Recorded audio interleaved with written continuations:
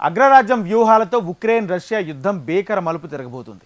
ఇప్పటికే ఆయుధ సహాయంతో డోస్ పెంచిన బైడెన్ సర్కార్ తాజాగా మాస్కో ఏమాత్రం ఊహించలేని నిర్ణయం దిశగా అడుగులు వేస్తుంది. అందుకు సంబంధించిన పేపర్ వర్క్ సైతం పూర్తయింది. బైడెన్ సిగ్నేచర్ ఒక్కటే పెండింగ్. అది కూడా పూర్తయితే యుద్ధం మరో స్థాయికి చేరడం ఖాయం. ఎందుకు వార్ జోన్ను షేక్ చేయబోతున్న అమెరికా యాక్షన్ ఏంటి? అధ్యక్ష ఎన్నికల వేళ బైడెన్ ఎలాంటి అడుగులు వేయబోతున్నారు? ఉక్రెయిన్ రష్యా యుద్ధం భీకర మలుపు తిరగనుందా? వార్ జోన్ షేక్ చేయబోతున్న బైడెన్ నిర్ణయం ఏంటి? అమెరికాను అడ్డుకునేందుకు పుతిన్ సిద్ధంగా ఉన్నారా? ఉక్రెయిన్ కు మద్దతుగా ఇప్పటి వరకు అమెరికా నిధులు, ఆయుధాల సాయం మాత్రమే చేసింది. ఆ సాయంతోనే పవర్ఫుల్ ఆర్మీని కీవ్ సైనా ఎదుర్కొంటూ వచ్చింది. ఈ ప్రక్రియ గత 2 ఏళ్లుగా జరుగుతూ వస్తోంది. కానీ ఇలా ఎంతకాలం? ఆయుధ సాయంతో యుద్ధం సుదీర్ఘంగా కొనసాగడమే తప్ప ముగింపు ఎక్కడ? బైడెన్ సర్కార్పై చాలా కాలంగా ఈ తరహా విమర్శలే. అందుకే అగ్రరాజ్యం ఎవరూ ఊహించని నిర్ణయం తీసుకునేందుకు సిద్ధమైనట్టు అంతర్జాతీయ మీడియా చెబుతోంది. కీవ్కు మద్దతుగా అమెరికా తన మిలిటరీ కాంట్రాక్టర్లను తరలించేందుకు బైడెన్ సర్కార్ గ్రీన్ సిగ్నల్ ఇచ్చేలా సన్నాహాలు చేస్తోందన్నదే ఆ కథనాల సారాంశం. దీంతో ఇప్పటి వరకు అమల్లో ఉన్న అప్రకటిత నిషేధాన్ని తొలగించనున్నట్లు CNN కథనంలో పేర్కొంది. ఉక్రెయిన్ పాలసీకి సంబంధించి అమెరికా తీసుకున్న అత్యంత కీలక నిర్ణయాల్లో ఇది కూడా ఒకటిగా నిలవనుందట. రష్యా సైన్యంపై కీవ్ పైచేయి సాధించేందుకు ఈ నిర్ణయం ఉపయోగపడుతోందని భావిస్తోంది. ఈ ప్రతిపాదనకు ఒక్కసారి ఆమోదముద్ర పడితే ఈ ఏడాదే అమల్లోకి రావచ్చు. దీంతో పెంటగాన్లోని పలు అమెరికా కంపెనీలు ఉక్రెయిన్ సైన్యానికి మద్దతుగా అక్కడ పనిచేసేందుకు అనుమతిని ఇవ్వనుంది. దెబ్బతిన్న ఉక్రెయిన్ ఆయుధ వ్యవస్థల మరమ్మతులు, నిర్వహణను వేగవంతం చేసే అవకాశం ఈ నిర్ణయంతో లభిస్తుంది.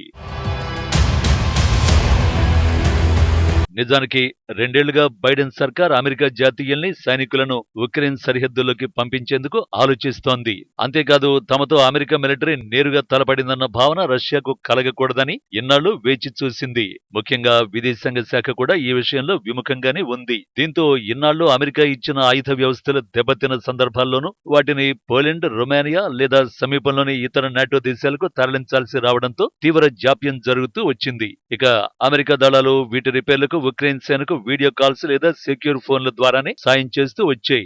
ఇటీవల కాలంలో రష్యా దళాలు క్రమంగా ముందుకు సాగడం, ఉక్రెయిన్ కు అందాల్సిన నిధులను కాంగ్రెస్ లో చాలా కాలం నిలిపేయడం వంటి సమస్యలు మొదలయ్యాయి. దీంతో ప్రభుత్వ నిధులతో పనిచేసే కాంట్రాక్టర్లను అక్కడికి పంపి ఆయుధాల మరమ్మతులు చేపట్టాలని భావిస్తున్నారు. దీనికి ఈ ఏడాది చివర్లో అమెరికా F-16 కీవ్ కు చేరనుండడంతో వాటి నిర్వహణకు కూడా ఈ సిబ్బంది ఉపయోగపడనున్నారు. తమ ఆయుధాలతో రష్యా భూభాగంపై కీవ్ దాడులు చేయొచ్చని మే నెలలో బైడెన్ సర్కారు అనుమతి ఇచ్చింది. ఆ తర్వాత నెల రోజుల్లోనే మిలిటరీ కాంట్రాక్టర్లను పంపే ప్రతిపాదనను తెరపైకి తెచ్చింది అమెరికా. అయితే అమెరికా ఈ నిర్ణయం యుద్ధం మొదలైన కొత్తల్లో తీసుకుని ఉండుంటే రష్యా ఇప్పటికే ఓటమి పాలయ్యేదని రక్షణ నిపుణులు విశ్లేషిస్తున్నారు. ఇప్పుడు మిలిటరీ కాంట్రాక్టర్స్ ను తరలించినా పెద్దగా ఒరిగేదేం ఉండదని అభిప్రాయపడుతున్నారు. అందుకు కారణం మాస్కో కూడా ఎప్పటికప్పుడు తనను తాను అప్డేట్ చేసుకుంటూ వస్తోంది. ఆయుధ ఉత్పత్తిని భారీగా పెంచుతోంది. సింపుల్ గా చెప్పాలంటే అమెరికా వేసే ప్రతి వ్యూహానికి సిద్ధంగా ఉండే ప్రయత్నం చేస్తోంది. ఇటీవలే మాస్కో ఓ సూపర్ బాంబును తయారు చేసింది. దాని పేరు FAB-1500. ఈ బాంబు అత్యంత శక్తివంతమైంది. ఈ సూపర్ బాంబుతోనే ఉక్రెయిన్ కు చెందిన ఆవ్దీవ్కాను సొంతం చేసుకుంది. ఇప్పుడు అదే FAB సిరీస్ కు చెందిన మరో సూపర్ బాంబును రష్యా తయారు చేసినట్లు నివేదికలు చెబుతున్నాయి. ప్రస్తుతం భారీగా FAB-3000 బాంబుల్ని మాస్కో ఉత్పత్తి చేస్తోంది. ఈ బాంబు పుతిన్ సేనల్ని అత్యంత బలీయమైన శక్తిగా మారుస్తోంది. రష్యన్ మీడియా నివేదికల ప్రకారం FAB-3000 సూపర్ బాంబుని కీలకమైన ప్రాంతాలను ధ్వంసం చేయడానికి రూపొందించారు. ఇది భూగర్భంలోని కాంక్రీట్ తో ఏర్పాటు చేసిన కమాండ్ పాయింట్లను సైతం ధ్వంసం చేస్తుందట. సింపుల్ గా చెప్పాలంటే భూగర్భ బంకర్లతో సహా ప్రతిదాన్ని నాశనం చేయగల సామర్థ్యం దీని సొంతం. నిజానికి ఉక్రెయిన్ తమ గగనతలం రక్షణకు అమెరికా తయారు చేసిన పేట్రియాట్స్ ఎయిర్ డిఫెన్స్ సిస్టమ్స్ ని వినియోగిస్తోంది. ఇవి 90 మైళ్ల పరిధిలోని లక్ష్యాన్ని ధ్వంసం చేయగలవు. రష్యా యుద్ధ విమానం నుంచి సూపర్ బాంబు విడుదలైన క్షణాల్లోనే ఈ పేట్రియాట్ వ్యవస్థ ధ్వంసం చేసేస్తుంది. కానీ ఆ బాంబర్ శకలాలు సాధారణ ప్రజలు నివసించే ప్రాంతాల్లో పడే ప్రమాదం ఉంది. లేదంటే యుద్ధంలో పోరాడుతున్న ఉక్రెయిన్ సైన్యం మీదే పడే ముప్పు కూడా ఉంది. రష్యన్ క్షిపణి దాడుల్ని పేట్రియాట్స్ అడ్డుకుంటున్నాయా అంటే ఒక ఫిబ్రవరిలోనే ఉక్రేనియన్ వైమానిక దళం 13 రోజుల్లో 13 రష్యన్ సుఖోయ్ యుద్ధ విమానాలను విజయవంతంగా కూల్చేసింది. కానీ ఈ అమెరికన్ పేట్రియాట్లకు భారీ దెబ్బే పడింది. మార్చి మార్చిలో ఉక్రెయిన్ ఫ్రంట్ లైన్ లో అమెరికాకు చెందిన పేట్రియాట్ వ్యవస్థల్ని రష్యన్ డ్రోన్ గుర్తించింది. దీంతో మాస్కో సేనలు ఇస్కిందర్ బ్యాలిస్టిక్ క్షిపణితో దాడి చేశాయి. దీంతో కనీసం 2 పేట్రియాట్ లాంచర్లు ధ్వంసమయ్యాయి. ఫలితంగా ఉక్రెయిన్ సైన్యం వెనక్కి తగ్గింది. ఆ తర్వాత రష్యా మెగా బాంబులపై ఫోకస్ చేసింది. ఇప్పుడు అవి ఆ దేశం దగ్గర భారీగా ఉన్నట్టు నివేదికలు చెబుతున్నాయి.